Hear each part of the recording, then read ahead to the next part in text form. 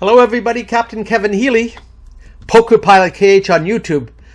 This is flight number 4 of a series of 9 flights that we're doing from Calgary, Alberta to Vancouver, British Columbia through the famed Rocky Mountains and other great mountains of British Columbia. We're in Golden and we're about to travel through the famed Rogers Pass. Now Golden itself was a small camp established by the famous Rogers himself. It was originally called Macmillan's Camp. They changed their name to Golden after a nearby camp called themselves Silver City. They didn't want to be outdone. So let's see how we get on. Here we go on the departure. Max thrust.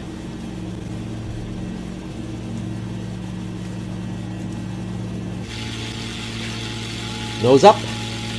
And we're airborne. Gear up. Flaps up.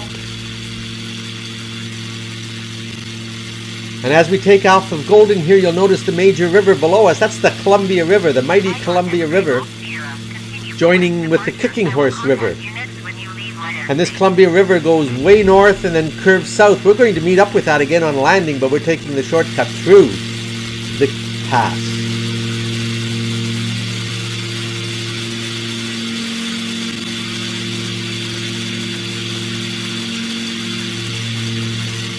Beautiful country, big wide valley on the Columbia River, unlike some of the canyons that we will be passing through and have already done so. Let's try to keep the river a little bit on the left. Let's have a look over here.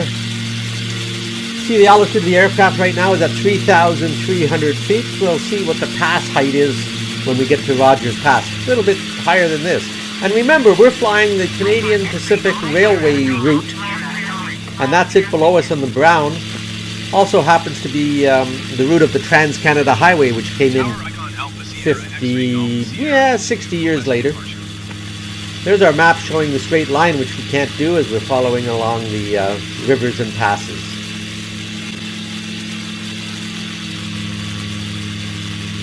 First village we come to is a village called Donald.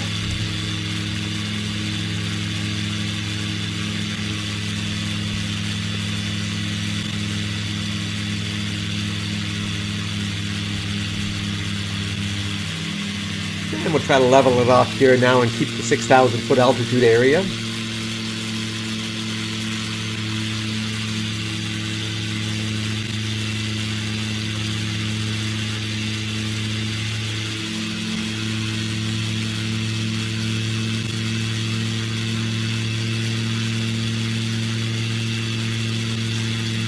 Nice day for flying. Beautiful blue sky, puffy fair weather clouds. There's the river below us. The famed Columbia River. That river actually goes all the way south eventually and exits on the Pacific in the Portland, Oregon area. Numerous dams along the way for hydroelectricity. Massive river.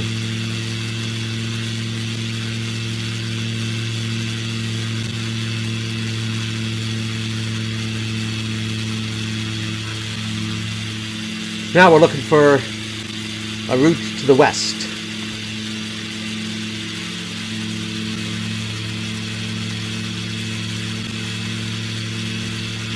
Gotta go to the right? No. Gotta go to the left? Yeah, we'll fly to the left here.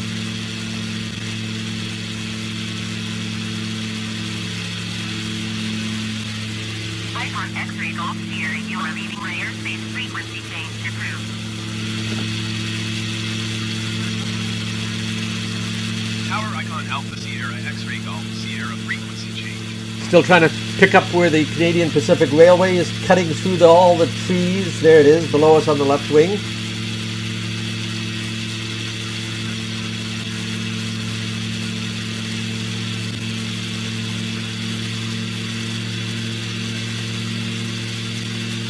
Columbia River is widening quite a bit. Still is the Columbia River.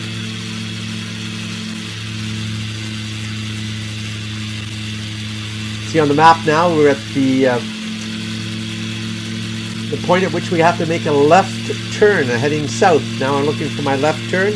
Big valley off to the left wingtip. That should be it. And away we go. Let's start that turn.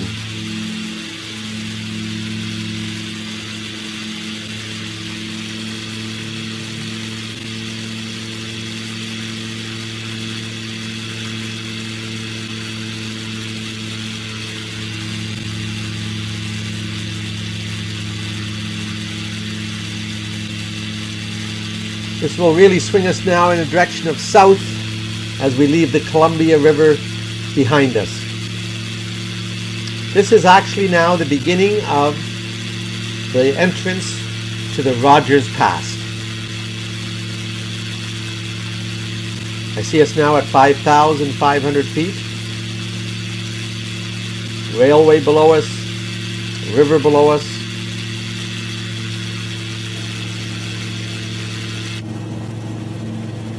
Rogers Pass is a high mountain pass through the Selkirk Mountains of British Columbia, but the pass is also in the heart of Glacier National Park, a major tourist destination since 1886.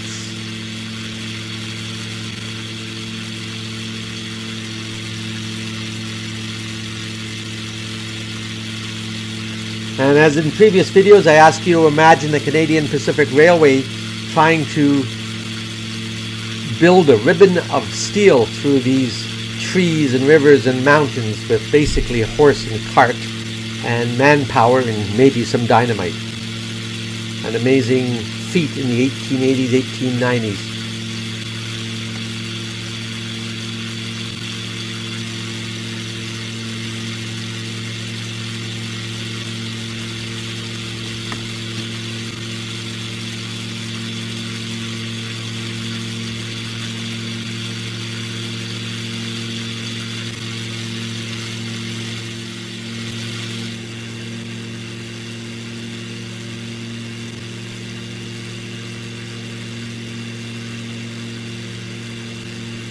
Losing some height now, get down a little bit lower, get a better view of the railway as it cuts through the trees. Maybe taking the view as if you're almost on the railway itself. There we go. A little bit more dangerous down low. Oh, and the Stoney Creek Bridge, a massive, beautiful bridge constructed in 1894.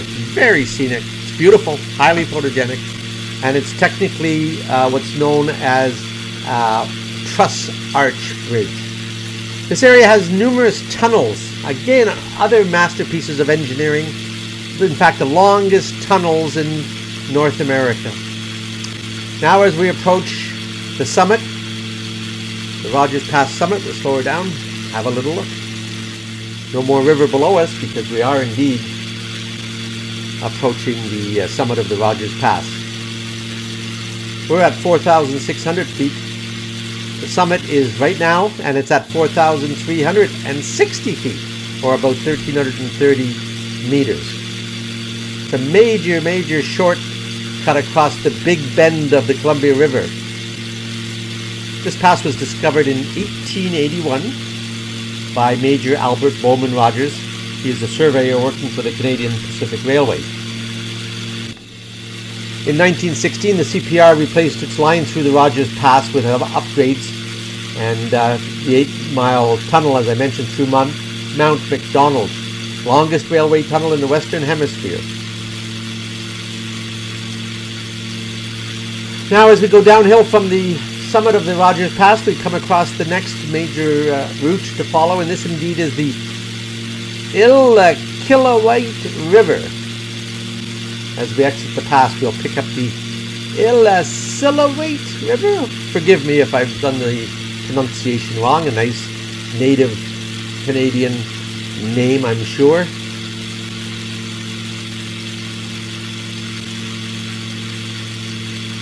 Looks like a pretty good canyon up ahead. We've got to be careful as we fly this canyon. Make sure we don't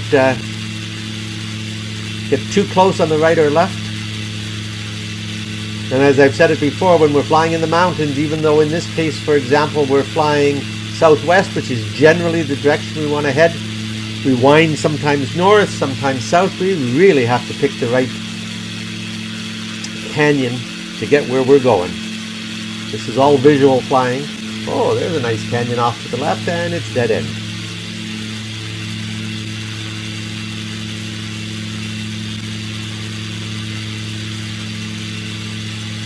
You can see the river now coming into view, and the Trans-Canada Highway, which we're forever following, and the brown ribbonish of the railway just crossed the river, and the railway is now to the left side of the river. Nice little canyon, a little bit of fun. Careful, Kevin. Don't hit the sides.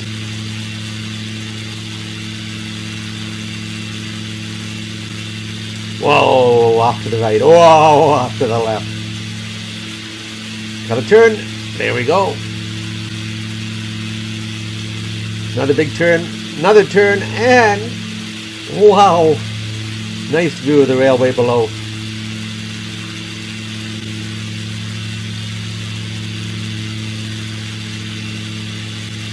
Kind of a bit of fun for me to fly this. Not crash in my little Icon A5 amphibian. Great visibility out the front window. That's why I chose this aircraft. And slow flying enough that I don't have to worry. Here we go. Along the highway. It's turning left. Let's go left with it. That's it. And a little off this way.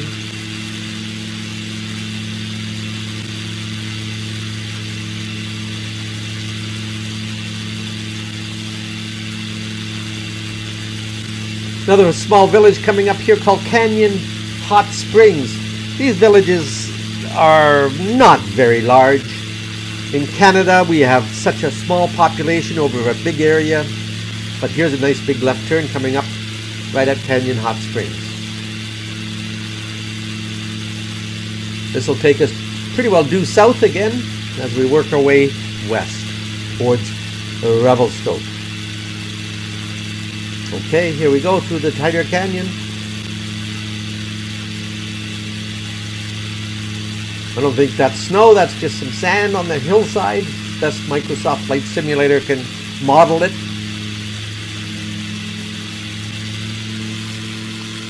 It's like a turn up to the left and right. I can see a bit of a canyon walls, mountains. Let's do that. Yeah. That's it. Whoa! I'd like to do this in real life one day. Although in a former life, when I was a young man flying in British Columbia as a forest firefighter, we did this every day. At that time, I was flying the Bird Dog aircraft, directing the fire tankers to drop their loads on fires. Bringing back memories.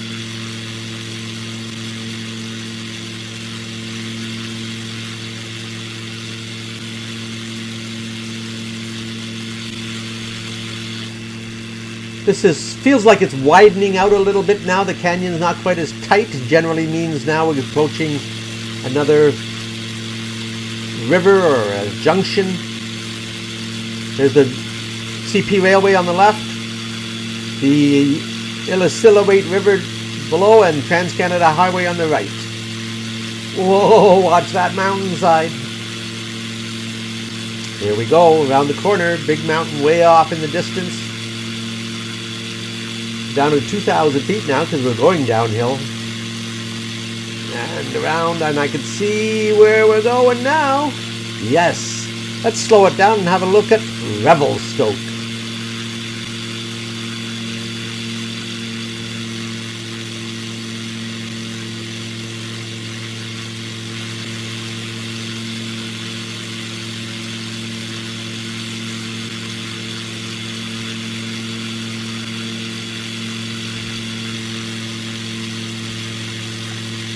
There it is off to our left, Columbia River, which we meet up with again. And let's go find a spot to land. You know, we are amphibious. We can land on the water if it looks good enough. Or on land. There's the airport. Oh, I think we can land on the water. Let's try it. Left turn. Right beside the runway, we'll use the water today. Wish me luck. It's the first water landing on this trip. Now, where? Don't want to be way out in the water too far from shore. Long way to paddle if the engine fails. So let's land along the shoreline and see if we can't find it. There we go. Okay, Kevin. Okay, power back. Okay. That's it. That's it. That's it. That's it. And right up onto the shore. Save some taxiing time. Welcome to Revelstoke. At least the beach by the airport at Revelstoke. We'll worry about how we get out of here tomorrow. Join me on the next flight in a series of flights that I call Rocky Mountain Air.